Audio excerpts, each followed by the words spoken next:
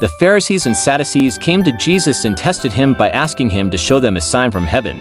He replied, "When evening comes, you say, 'It will be fair weather, for the sky is red,' and in the morning, 'Today it will be stormy, for the sky is red and overcast.' You know how to interpret the appearance of the sky, but you cannot interpret the signs of the times. A wicked and adulterous generation looks for a sign, but none will be given it except the sign of Jonah." Jesus then left them and went away. When they went across the lake, the disciples forgot to take bread.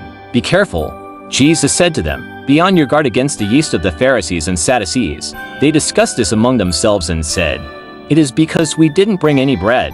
Aware of their discussion, Jesus asked, "You have little faith. Why are you talking among yourselves about having no bread? Do you still not understand? Don't you remember the 5 loaves for the 5,000 and how many basketfuls you gathered? Or the 7 loaves for the 4,000 and how many basketfuls you gathered? How is it you don't understand that I was not talking to you about bread, but be on your guard against the yeast of the Pharisees and Sadducees?" Then they understood that he was not telling them to guard against the yeast used in bread, but against the teaching of the Pharisees and Sadducees. When Jesus came to the region of Caesarea Philippi, he asked his disciples, "Who do people say the Son of Man is?" They replied, "Some say John the Baptist, others say Elijah, and still others, Jeremiah or one of the prophets. But what about you?" He asked, "Who do you say I am?" Simon Peter answered, "You are the Messiah, the Son of the living God."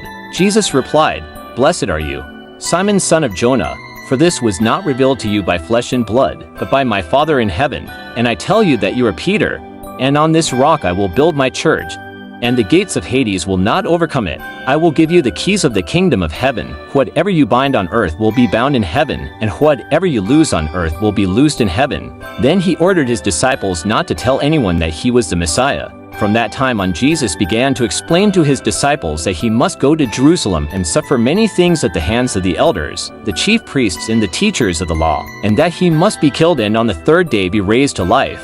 Peter took him aside and began to rebuke him. "Never, Lord," he said, "this shall never happen to you." Jesus turned and said to Peter, "Get behind me, Satan. You are a stumbling block to me.